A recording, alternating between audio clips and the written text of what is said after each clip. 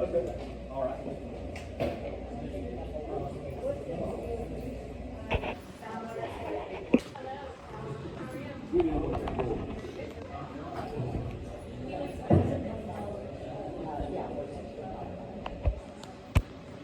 Tell me when, David. Thank you.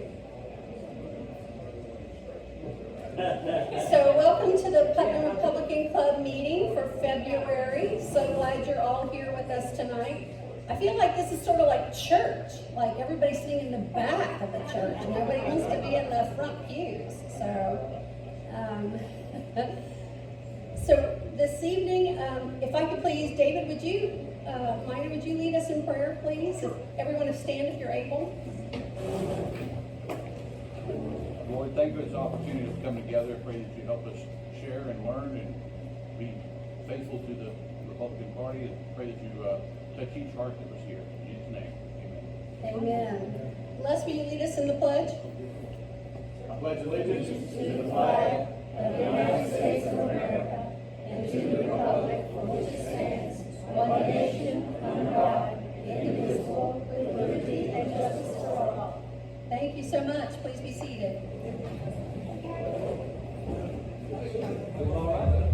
Let's get this down.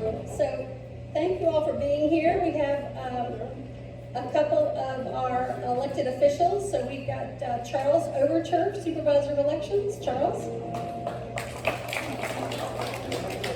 We have Leota Wilkinson, Chair of the Board of County Commissioners. We have Phil Leary, Chair of the Putnam County School Board. We have Holly Pickens, Putnam County School Board. We have Matt Reynolds, our Clerk of the Court. Do we have any other elected officials in the room? I don't believe so. We also have with us our County Commissioner, Terry Suggs. Thank you, Terry, for being here tonight. Do we have any visitors, first-time visitors here tonight? I don't believe we do. And our veterans, if you're a veteran, please stand and let us recognize you. We would appreciate it.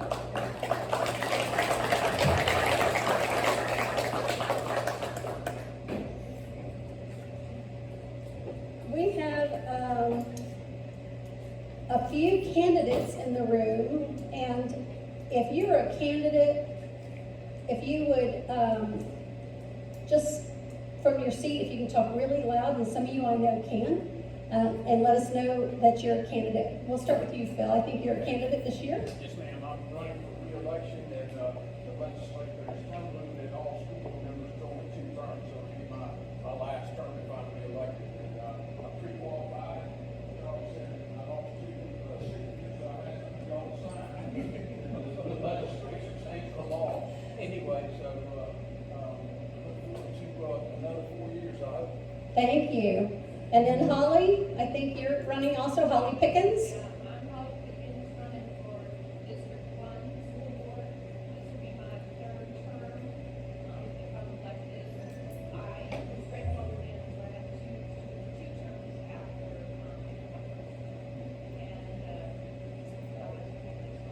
I love what I'm doing. I love the school board. It's not perfect, but it's always work. Thank you. And then we have Leota Wilkinson. I think you're running as well, Leota. Yeah, I'm running for District 1. It's like, I can't believe it's already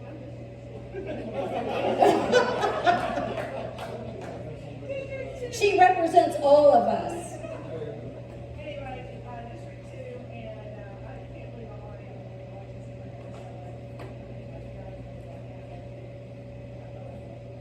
And do we have any other candidates in the room tonight? Know that Buddy will be addressing our upcoming speakers, and know that like we've traditionally done, we will have all of our candidates have an evening here where they can talk with us and give us information on them and their campaign. But know that every meeting from this point on, we will have somewhere here the petitions for our candidates to sign. to get your signatures. So if you haven't done so yet, please help them out by getting signatures. Phil, you and Holly need how many signatures? 454. And Leo, do you need how many? Same? Okay. I didn't know if it was different for the different seat. Thank you so much. So what we're going to do now is, Buddy, if you want to come up and introduce our guest speaker, then we will turn the floor over. Thank you.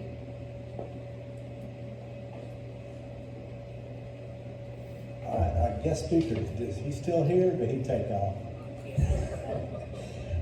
JR he has been promoted, I guess you'd say. He works directly with Julianne. So he has to handle a lot of that stuff, but the most important is the safety that we have for this county, and that's his biggest job. I don't think everybody realizes, like when we have the storms or any kind of an emergency, it falls on this guy. Everything falls on him. So please let me introduce J.R. Grimes, and let's give him a good round. Thank you, Mr. Goddard. I do appreciate the sentiment, but that's not 100% true. I've got some great people that work with me that pull all these things off. I really, truly do. So in my day-to-day, we do have fire rescue, we have public works, we have emergency management, sanitation. So we do have a lot of things going, but primarily one of our biggest responsibilities is the safety, public safety for Putnam County. So probably one of the biggest topics right now, of course, is getting a lot of heat, is our burn ban. Everybody understands what that means. Very rarely do you see one in February. We usually don't see them until the late spring and early summer. So this one is on us pretty quickly. As you all know, we have not had a lot of rain. But we also had a lot of freezes over the last few weeks, which killed absolutely everything, which made our fuels extremely dry. With some unfavorable wind conditions, we've had winds projected in the 30s over the last few weeks, which has made firefighting somewhat difficult and challenging. But we have some great crews out there that are doing an amazing job day in and day out with our partnerships between the Florida Forest Service and our Fire Rescue Division, along with our Sheriff's Office. We are currently working a fire in Barton. They've contained it to about 5 to 10 acres. You will see it flare up this evening because they had to do a burnout of the fuels that was there that didn't burn the first go through. So it's easier to plow lines around it and burn it at night than what it is to wait for tomorrow and jumping lines. So as you guys go, the one in Interlocken's here to stay with us for a while. The fire is contained. However, it's here for the long haul. It's in a peat bog, and probably one of the greatest stories I ever heard back in 1998 when Florida was on fire. They had brought some folks in out west, and it was an Indian tribe, and they were doing handwork in some of the forest areas.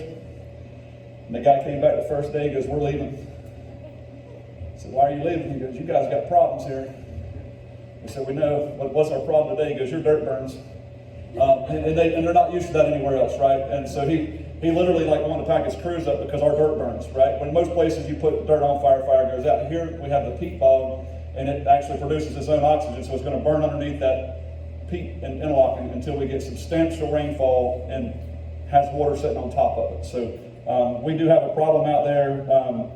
We have made some adjustments this week of putting out some signage to try to keep people, especially that area first part of the morning, between 5 and 7:30, 8 o'clock in the morning, when the temperature drops and that dew point sets down. It is covered 315 with smoke. As you all have noticed, they did have to shut schools and stuff down for the last week. I would love to tell you that's going to stop next week, even after we get some rain that we're forecasting on Sunday, but I just don't think we're going to have enough to make a difference. But those kind of things will improve when we start getting some hotter temperatures in the morning, but that cool in the morning really does affect that. So those are kind of some things that we got going right this minute. When I asked Mr. Goddard, I said, "What do you want to talk about?" Miss Julianne hit all the county business last time she was here, so I said, I've got to come and make up some stuff to come with. And one of his ideas was he wanted to talk about our insurance ratings, which correlates to fire rescue, right? So when I started in 2020, we had 18 volunteer fire departments with 18 different ratings. And each one of them takes about 12 to 16 months to put a rating together. So that would become somebody's full-time job, just sitting there gathering data at any given time. So I was like, this just doesn't make sense. I said, can we just do it countywide and form one countywide rating? So the inspector says, oh God, we're so glad you're here. Because they've been trying to do it for years, but we just never would do it, right? So it took us about 24 months. We gathered up all the data countywide, and then your rating structure starts at a 1 and it goes to 10, 10 being the worst, 1 being the absolutely premier, but your best money break is between a 10 and a 9. The rest of it's like having a great credit score. It's just bragging rights all the way down, right? So you will see a little bit of change in your insurance policies. When I was the fire chief of the city, I sat down with all the insurance companies. I said, let me ask you a question. If we go to an ISO class 1, what is it going to do for the people? The insurance company told me it was their job to write the insurance policy for the most amount of money that somebody would pay. I was like, well, there you go. So there wasn't a big difference between a 2 and a 1, and it would have cost the taxpayers a lot of money to put all the equipment in needed for an ISO class 1. We were really close, and we could have done it. But so ours ended up being a 5.5X, and what that means is we're a 5 within 5 miles of a fire station. So a lot of people don't realize we have to have a fire station every 5 miles. And that's not as the crow flies. That's not as we want to make it work. They want a fire station every 5 road miles, which becomes difficult, right? It becomes almost impossible. Well, when we looked, we only had, and believe it or not, we only had one real big pocket that we didn't have coverage in. And that was happened to be out in the Melrose area around Baden-Powell. So we went and got an appropriation from the state of Florida for building a fire station, and we partnered with the Boy Scout camp, Camp Shans. So we built we're in the process now of wrapping it up. We built a brand new fire station at Camp Shans. It's kind of cool if you guys ever take the opportunity to go by it. We built it to look like the rest of the buildings at the Boy Scout camp, so it kind of fits the theme. So it's kind of neat to look at. And that was a $2 million appropriation that we got from the state of Florida. I'm proud to say we spent $2.2 million building it, which included the civil site work and everything. So that was a big win for us. So the state of Florida paid most of the bill on that. As I talked to my counterparts in the other counties, Clay County just spent $14 or $15 million on one fire station. That wasn't that much bigger than the one we just built. So we are doing absolutely everything we can do with our appropriations and the dollars which we're given. 5 years ago, when I came over, almost 6 now, we had two 24-hour trucks to cover Putnam County countywide, fire trucks. Well, when you have a problem at home, you don't want to wait that long on a fire truck. So without increasing your taxes, and inside of its current budget, today we run 6 full-time fire engines countywide, 9 ambulances. We only ran 8 up until right around December. We put the 9th ambulance on, and 3 supervisors. So every zone has a supervisor. There's a supervisor in the central, which covers all of the greater Black area, all the way down to the Marion County line, up the Clay County line, and right here around town. And then we have one out in the west end that covers 9 Mile all the way west, and then we have a supervisor that covers south. So you have 3 ambulances that are west, 3 central, and 3 south now. So before you had the south only had 2. So now there's 3 ambulances in each one of those. So we got to remember, as we run, it doesn't sound like a lot talking, but we run almost 17,000 calls a year. With about 14,000 of those are EMS, which require transport to the hospital. And that averages somewhere between 46 and 50 calls a day. But when you're coming out of Crescent City or the Volusia County line and you have to drive all the way to Palatka, that turnaround's about 3 hours. So, and each one of those units is averaging 5 to 6 calls per unit per day. So that's 15 hours behind the wheel or in the back of a truck. So those guys are really, we should be very thankful for what they do because they're getting with it every single day out there. We ordered some brand new units back in 2023. One of them went to Crescent City and the other one went to Interlochen. I checked the mileages yesterday. The one in Crescent City is already over 200,000 miles in 2.5 years. So that's kind of why we had to add an ambulance down south. So those kind of things are moving along out there. We'll start the brand new fire station, I would think, probably here in the next month or two. Whether that station will be complete, and we'll be ready to roll in that Baden Powell Melrose area, which is a win for all of us. That just is safety closer to those folks. We've done a complete remodel of the fire station, because you gotta remember, most of our fire stations were built to be volunteer stations. And that's what they were built for back then. So we're having to transition some of them over to career staff. We just have converted the one in Johnson, and then we'll end up moving our ambulance that's on County Road 21 North. It's in a mobile home located right there by the school. We'll probably move it just down the road a little bit and put it in a concrete block fire station, which is a win for the crews. We have several new trucks on order, because when you're turning 120, 130,000 miles a year each, and you got to remember, if I order an ambulance today, it takes 36 months to get it here. So that's why we're always in the rears, right? So we have to predict the future, which is kind of hard to do. And as we talk about, us wanting to bring our county governments back to 2020 price budgets, it'd be great if we could get 2020 pricing.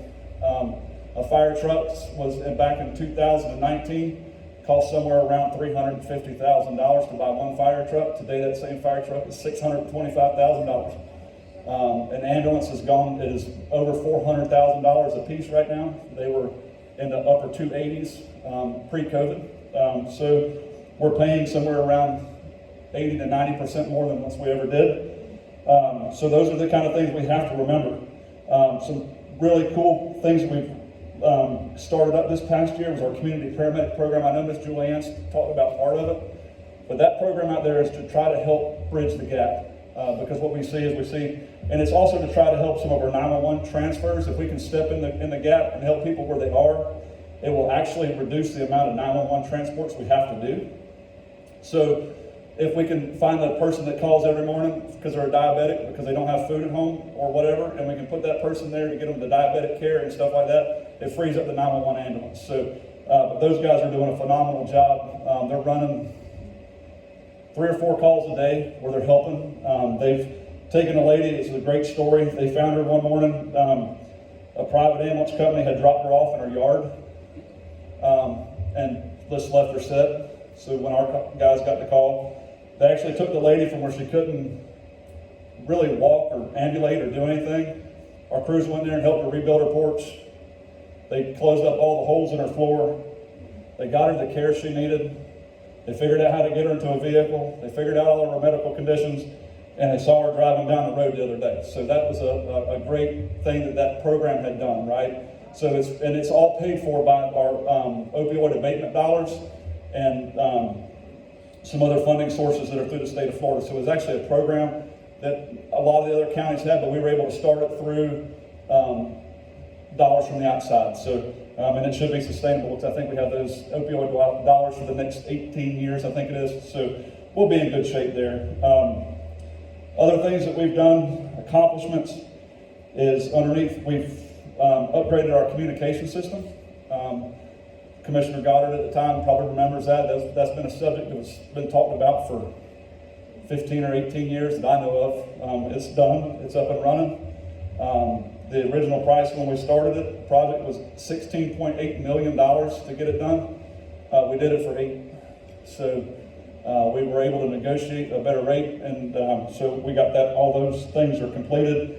We still got one little phase of it that's left, and it's just changing. As you build something, nothing doesn't have a consequence, right? So when we built the system out, we have a little bit of radio lag in the south end of the county, and they're redesigning an antenna. But with all the rules and all, we have to go through a lot of hoops to get an antenna change because it interferes with Orange County. So, but we're almost all the way through that, and that project will be 100% complete. Other programs that we started is we noticed a lot of our applicants were coming from other counties to come here to work, and you can't blame them when they go home to work their career. So they'd start here, and they ended up back in St. John's or Clay County. So we started a program with our high school students. We started a program in the schools where we can actually teach them firefighting. But that when we were seeing that they came out and they would start the job and go, "Ooh, this isn't what I signed up for," which is it's true. I mean, we just had some leave last week because they go, "Yeah, I've done this for 6 months. This is not what I signed up to do." So what we did is we started a program we call it our apprenticeship program. So the students can come ride a fire engine or an ambulance for about 10 hours a week. And they sign up, they work and ride with our crew. So if you see a young person riding on there with a little bit different t-shirt, they're seeing if they like the career field. And we're taking our local students and we're putting them in there. So they are taking that, and then we've put 6 or 8 of them from that program to the street. So they were our local students, and we gave them a local job, and hopefully they're here to stay. So that program is working out really, really, really well. Other than that, that's a lot of what's going on in fire rescue. Every single day there's something else. We just had a new hire class in last week. I said, guys, if you really want to be a fireman or you really want to get into the job, you're in the right place. I worked that job for 20-something years, and I'm telling you, if it can happen, it happens here. You're going to see every high and every low, and a lot of places you don't make as big an impact in these bigger communities as what you can make in a small rural community. So those guys are pretty excited, and they're headed to the street. But we are. One of my goals has always been to get them fully staffed, because that's always one of the complaints is mandatories and this and that. They don't want to work. But so as of yesterday, 2 weeks ago, we were fully staffed, and then things happened, and now we're down 5. So, but we have 135 career people that work every day on the street. So it's around 40 a day. So your ambulances and fire trucks, we employ about 40 people a day on the streets. So they work a 24-hour on and 48-hour shift off. That was another push from the state legislature last year, was to try to work to get the firemen to a 40-hour work week. It's great in the real world, but in the reality hits it, and you have to give your employees a 33% pay raise to match their current hourly rate that they're making now to make their annual rate. And then you got to try to find a whole nother, in our case, 40 or 50 employees. So the number behind that is outrageous, how much it would actually cost to shift it there. So, and we're not against it, and we're going to try it, but you're going to have to take slow baby steps to get there, because they're just looking for a 40-hour week like the rest of the world works, right? They clock in for 40 hours, but the firefighter and all, they work a 56-hour week, so they actually are on the clock 16 hours more than the everyday worker. So that's about all we got in fire rescue. I'll be happy to take any questions at all that pertain to it. Mr. Leary, yes, sir. Crescent City going to get a new fire station? Yeah, so Crescent City put in for the same state appropriation. That's a municipal fire department, but yes, they've got one. I think theirs is for $3 million. I think they're going to break ground soon, from what I understand.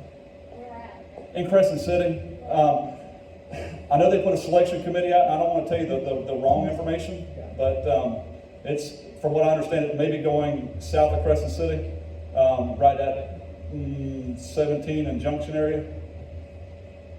So, but they did have a selection committee that went out and looked. Anybody? Hang on, they didn't want to pass the mic. That's good we can hear.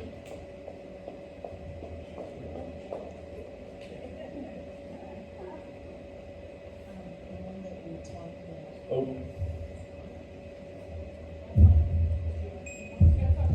Test.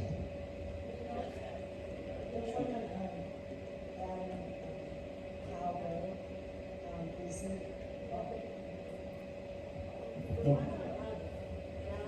Baden Powell? Okay. Test. Across the street on 20, and it's South County Road where that Dollar General is. Yes, ma'am. Is it also service part of that street? It will, yes. So we always look for land in that generalized area, because it's actually kind of unique, because you can go out of the station and you can be in Melrose in a few minutes, and you can actually come out and end up exactly where you're talking about. So that will absolutely service that area. But you're also going to get some service out of the station that's on County Road 20A. That was the other one that I mentioned earlier that we just did a remodel on. So your ambulance will probably be coming out of the station that's on 20A, and the fire engine will be coming off of Baden Powell. Okay, thanks. Yes, ma'am. Thank you. Yes. Tim, I'm telling. I thought I was going to send a carrier pigeon out to find him, or I hadn't seen him in about 3 months.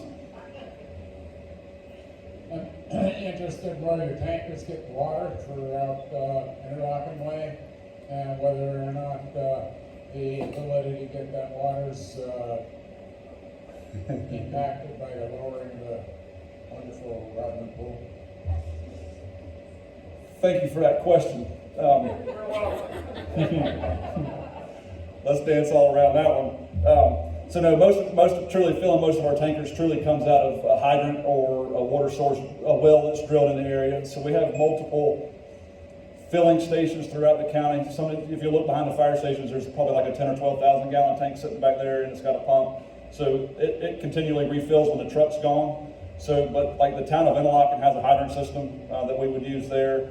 We have a filling station at the fire station that's in Interlochen Lake Estates. But you also got to remember, like at QI Roberts, the school system there, when they build schools, they have to put a hydrant system in to protect the school system. So we'll have hydrants at the QI Roberts area. So not very far we have to go to really find water, and that's part of that ISO. And I probably should have dove into it just maybe a little bit more so people understand how that's made up. It's made up of 3 high-level topics. One being our dispatch center, and you can thank all of your elected officials for making the investment in that, because that actually gets 100% full credit in our dispatch center, which is great. And that's 20% of the final grade is out of your dispatch center alone. So just turning that in, everybody should have been able to get to an 8 in their ISO credits, right? And then the other 2 factors are your manpower that you deploy to a fire, and also the third one is your water system, right? Which is really tough to get a lot of points in, especially in a rural world, because we can't just say that we're going to use Lake Ocklawaha, right? Because unless it's had all their studies done on it, they won't count it as a true water source, right? So I can't use every little lake in the West End unless it's survived a 100-year drought study, and the water management will give us basically a certificate of authenticity that it's actually going to work, right? So that's why we have to really rely on underground water sources out of the Floridian aquifer and storage tanks.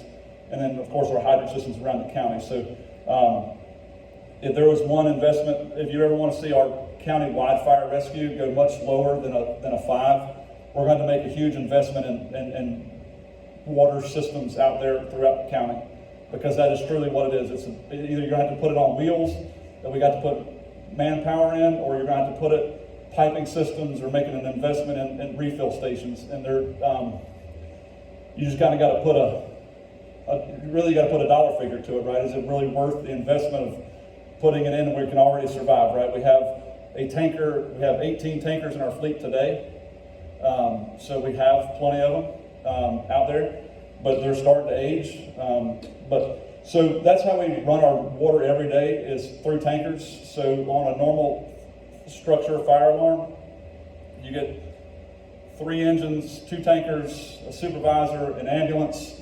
So you're getting a plethora of that equipment. And most of the time with the capacities of our tankers anymore, we're running 3,000 gallons a piece. So in your initial alarm, you're looking at somewhere around 9,000 to 10,000 gallons of water when you pull up there. So, and it's just a road trip back and forth to get water. But so we don't really use we'll use some boat ramps from time to time, but not necessarily always pulling from lakes. Does that answer your question, Mr. Attell? Okay.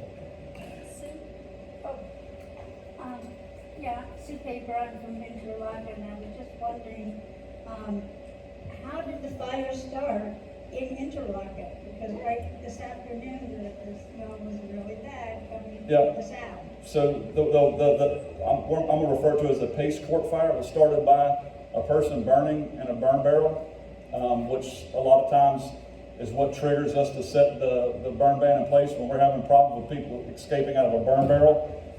It's getting pretty out of control. So that one was started by humans, right? So that's where most of them are starting right now, is by careless humans. Now, when the storms start, we'll probably see some lightning fires start there in the very beginning. And those are the ones that usually get a lot bigger because they're way out somewhere and nobody notices. But that one in Interlochen was started by humans, as was the one today in Barton. Anyone else?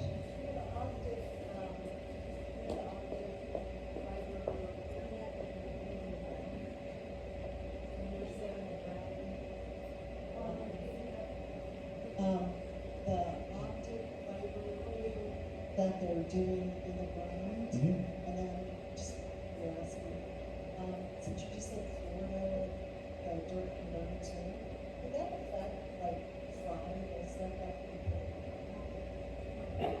I've never seen a fire directly related to like underground fiber.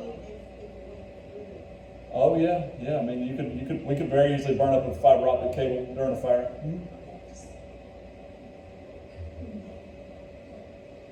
It's probably not going to happen, but I mean, anything's possible. We'd probably hit it with a forestry plow first.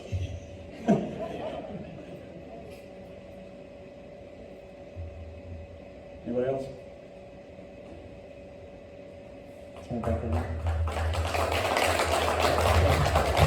Before you step all the way away, let me, I'm so glad I need to share this with my husband not being here. He's one of those ones that a burn barrel fire got out of hand a few weeks ago. And he and I were trying to fight the fire with garden hoses, 2 of them, until we realized that the fire had gone underground into a pine tree and was coming out about 70 feet up in the air. And I know that because we had the tree guy come a few days later to have him make arrangements to take the tree down. And it's 84 feet tall. So when we called in, the guys were at our house. We live in Federal Point. They were there in about, 10 minutes.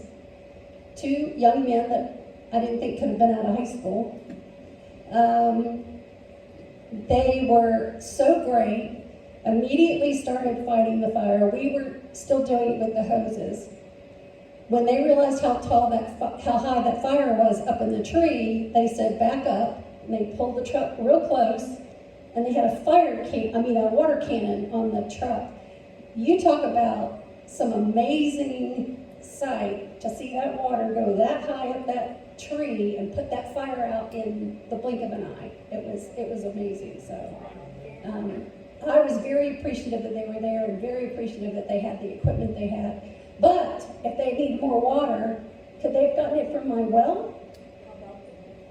Is there a way we can rig our wells to help refill a tank?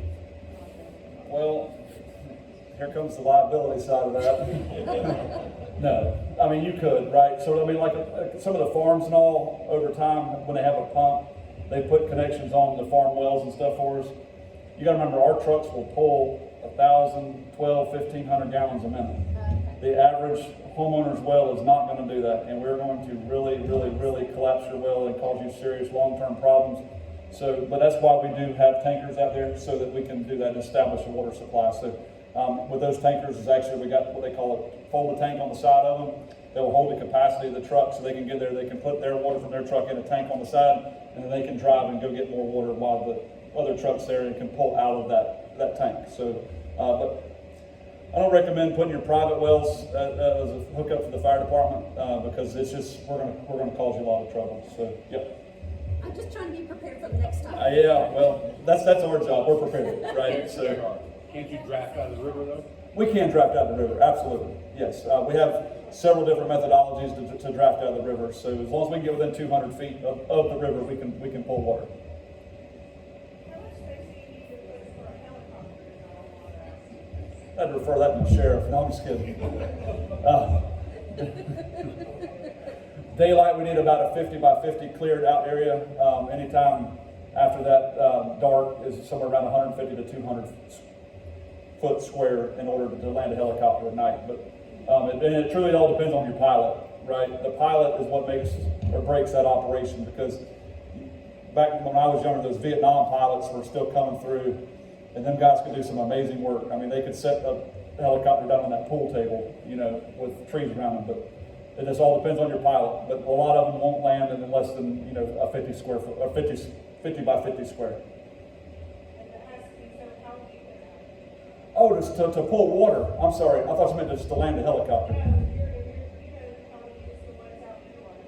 Okay, so like the dipping with the bucket, that probably needs to be 6 or 7 foot deep, because that bucket's got to go all the way down. If you turn that bucket up, it's probably 4 foot deep. So as they put it in, it sinks, and then they got to pull it back up. So I mean, they probably are looking for 4 foot. As a matter of fact, they said the only place out in Interlochen they could find to run that was in the sand mines, where they mined the sand out there around Florida Rock. The rest of the lakes out there, it was pretty much a no-go for most of those. So.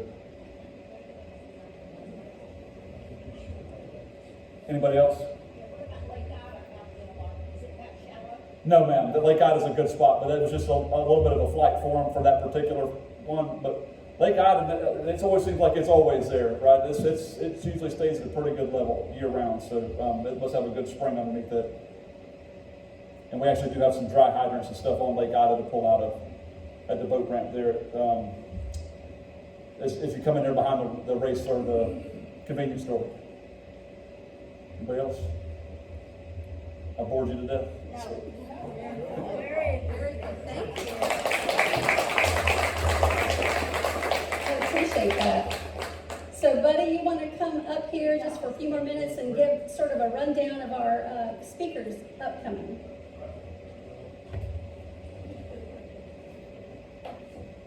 And it's like anything, we don't realize what they do.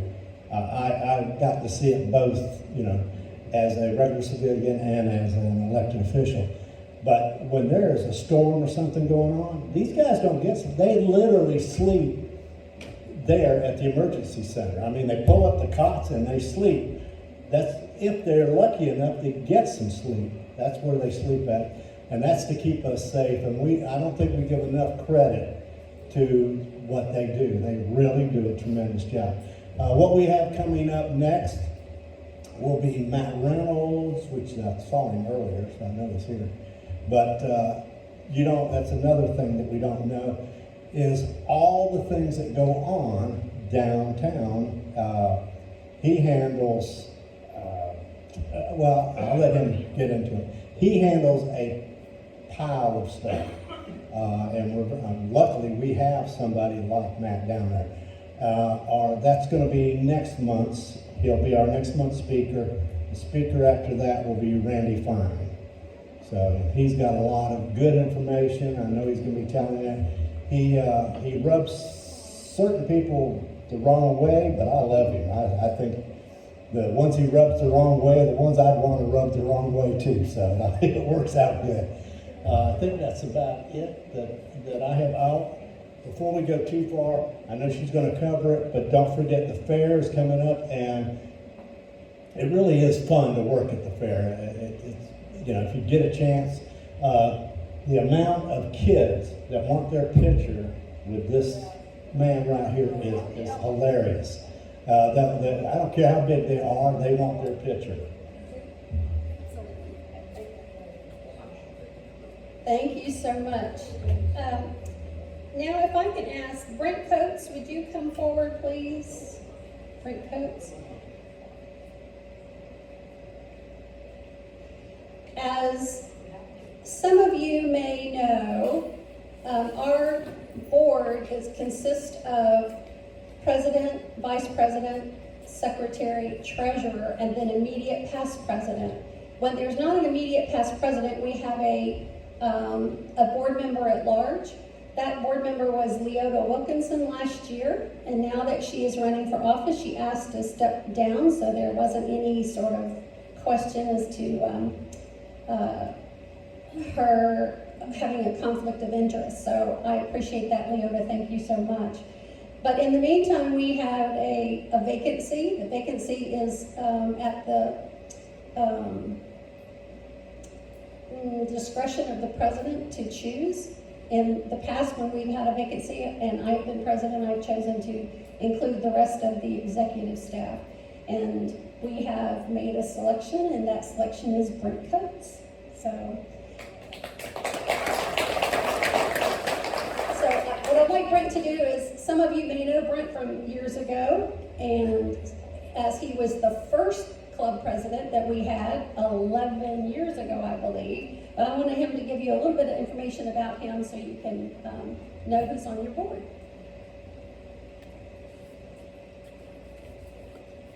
I think there's probably, if I had to count, 4 or 5 of you that were there, but think back a few years to the Phoenix Republican Club, which actually met pretty much every month down at Shrimps or Ice. And it started, there was a group down there, probably 10, 15, maybe 20 people on a good day. As that evolved and as the political shift was changing, we started bringing the Phoenix Republican Club for the meetings in Palatka. And again, too, was to make it more central, to draw more people in. And that was the year that I was president. We brought it up there. We used to meet at Corky Bell's, their back room, or their side room rather. And so we started growing. And then there was some discussion about we were growing so much and so big, and we wanted to have a spinoff. So we had the Phoenix Republican Club, and then we started the Putnam Republican Club as well. And that started, I was fortunate enough to be the charter president with the pushing of David Ensler over there. And it was a great time. Our goal then, we were looking to get maybe 75 to 100 members. And I think that we wound up getting right around 75 at the peak. And then became engaged. I believe Julianne Holmes followed me as the president after that. Then we switched over from Corky Bells. We went over to Beach for a while, and then moved around and around. And then as my work took me away from Palatka, I was driving to and from Groveland, Florida every day for the past several years.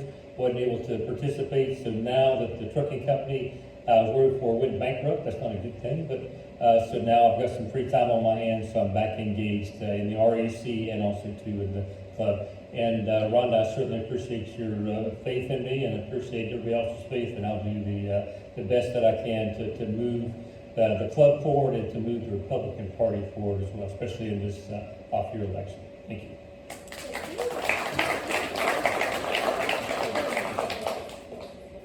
Thank you.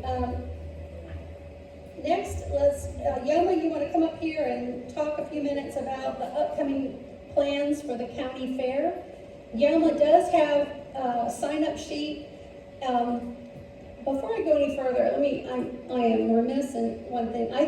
Did I see, yes, Walton Pellisier, County Commissioner, joined us. And I'm sorry, I should have recognized you earlier. Appreciate your being here as well. And I think I owe an apology to Terry Suggs. Did I introduce you as a commissioner? Yeah, well, I didn't mean to demote you, It's like Terry Suggs, County Administrator. I apologize. So anyway, Yoma, give us an update on the fair. Hello, everyone. This is my favorite time of year when the fair happens. It goes from March 20th to March 28th. And Monday through Friday, it will be 5 to 10:30. Saturday, 12 to 10:30. Sunday, 12 to 9. And there's a discount on Sunday if people bring a can of food and $1, they can get in. And then we're going to have on Monday the 23rd will be Military Appreciation Day, and that's free to all military, active, and vets.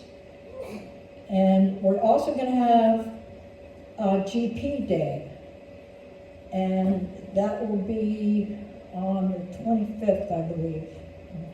I have that. Let me check that.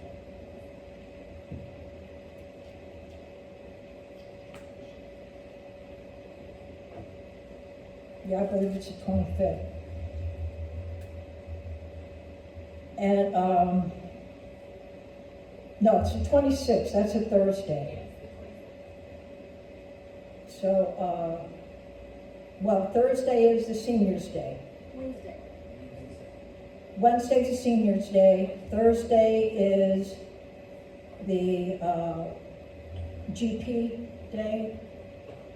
And it's free with valid GP ID. And you can bring up to 4 members for half price. So the theme this year is Stars and Stripes. It's 250 years old, our country. And it's going to be a real big deal. And I attended the board meeting last Thursday, and I found that there's a lot of cooperation already, a lot of ideas. People already getting into it to fix the floor, which hopefully this will be the last year for that, and to start to prepare the walls. We're going to have a cookie machine. We're gonna bake cookies, and we're gonna have little games for the kids to bring them in. And I am looking for people who want to volunteer. Now, I've got a list already, but if you want to see me afterwards, then just, I'll hang around for a while. Come up, give me your name and number, and I'll put you down. And next meeting, I'll have a calendar made up, so everyone can see what's going on. So, let me see if there's anything else. It's probably gonna be a pretty good turnout this year, so. If anybody wants to work, they get a t-shirt. Oh, yes, if you don't have a Freedom t-shirt and you're volunteering, you will get a t-shirt. A red t-shirt. With Freedom and Putnam GOP on the back. So come see me, because we got to, prior to the fair, we'll be decorating. So anybody who's got an eye for that, Juana, and a few other people, just show up. I'll let you know when we can get in there. So thank you.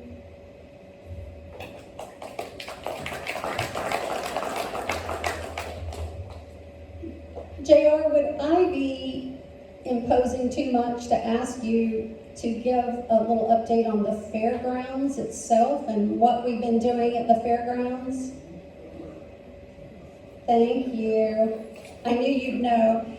And we owe a big thank you to our county commissioners for a lot of the upgrades that's been happening at the fairgrounds. So thank you for letting me put you on the spot. It's all good. I'm used to it.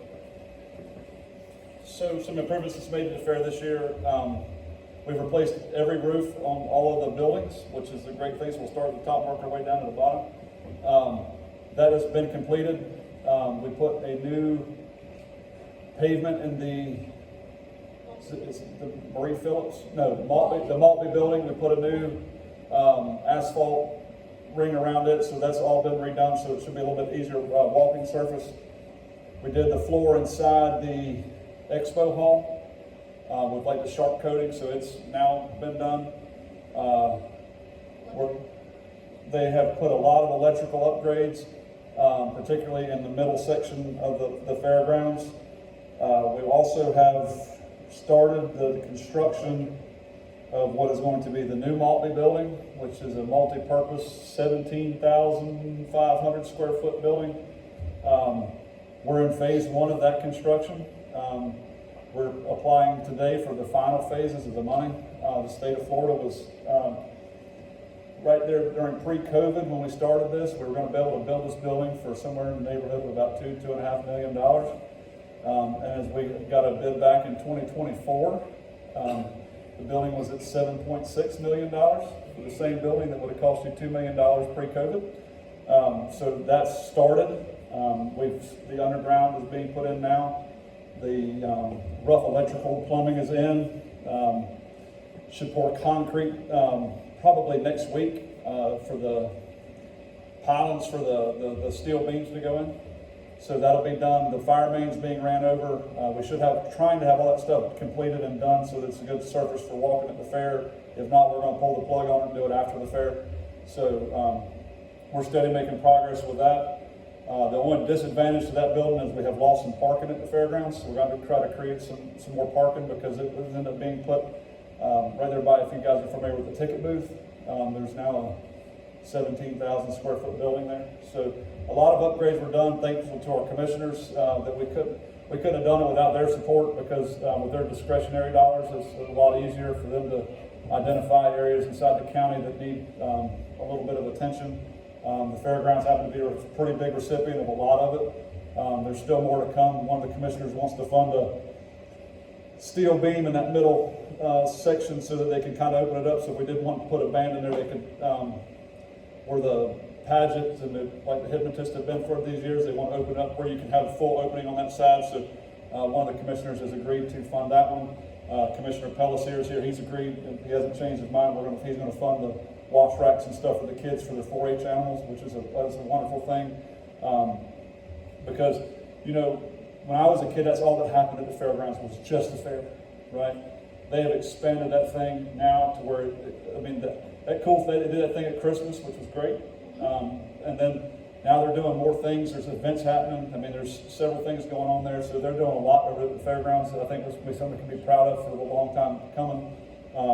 Our fair board works great trying to get those things in for things for the community to do. But a lot of construction's happened over there over the last year. So I think everything should be on par. If not, we'll get it there when we get there, right?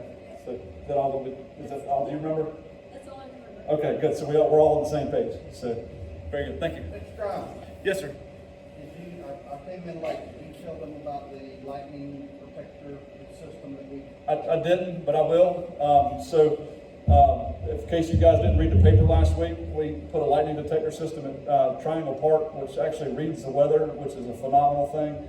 The first one was put in the memory of Miss Bailey Holbrook, which lost her life to a lightning strike in Boswick. That was installed there. And then I think we're going to put one in Francis and one in South Putnam as well, because we're seeing just a huge success in our parks and recreation programs, which is a wonderful thing for our children.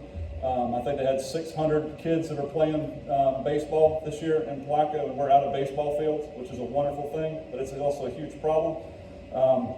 Commissioner Wilkinson, I've got to give her some props. She's dedicated part of her dollars to build a new concession stand facility at Francis, which is a much needed piece of equipment there. And also Commissioner Harvey, which is not here tonight, he put AEDs at all of the parks, the automatic defibrillators for the heart. So we've installed the boxes. It's got a lock box on them. You walk up to the cabinet, you dial 911. The 911 operator will give you the combination to the cabinet. You can unlock it, and we're going to have in there, we'll have an AED. So if somebody has a cardiac arrest event, you can grab an AED, start CPR, and then also have Narcan inside of it, because we all know we're dealing with things we shouldn't be dealing with out there in the world. So there'll be Narcan inside of those and an AED at every single park, sports complex, at least in the county. So that there's 3 of them at Triangle Park, one where the pickleballers play. There's at Theobald Triangle, I call it the Triangle, Theobald Park. Right there where pickleball / beach volleyball. One at the concession stand in the central part of the park, and also one across the street at the soccer complex. And then we put one in Melrose, Interlochen. We got to put one in, and we're putting them in Crescent City. And I'm sure I'll miss it. Mary Wisham got one. The one up in Interlochen, I call it Interlochen Lake Estates. Park's getting one. So every one of our major sports complexes will have that ability, which is a wonderful thing, because whenever you're in cardiac arrest, it's all about time, right? It's the time getting shock delivered and CPR early. So what a wonderful thing that the commissioners are making those investments in those particular projects that really, really touch a lot of folks. So, but those are some upgrades to the parks. So along with turf, our sports fields, if you guys haven't looked, please take an opportunity to go to Theobald Park, go to Francis, and go to South Putnam. Our commission, I will never tell you the dollar, but they've supported our athletics for our children way beyond what we could have ever imagined or dreamed of that stuff, because they're in the best shape they've ever been. We were awarded the tournament of 38 or 50 teams for baseball, and the girls' big softball tournament for Babe Ruth again this year. So, which is phenomenal. It's an economic driver for our locals, because it's going to fill every hotel room, every VRBO. We still are working with the city now to get sewer run out to Francis, and that's an ongoing project. But we're making headway. There's big things happening out there, guys. If you can't find something happening here, you need to open your eyes, because there's a project going on around you somewhere at any given moment. So that's all I got the parks. Thank you. Yes, ma'am. And the fairgrounds. Thank you, appreciate that.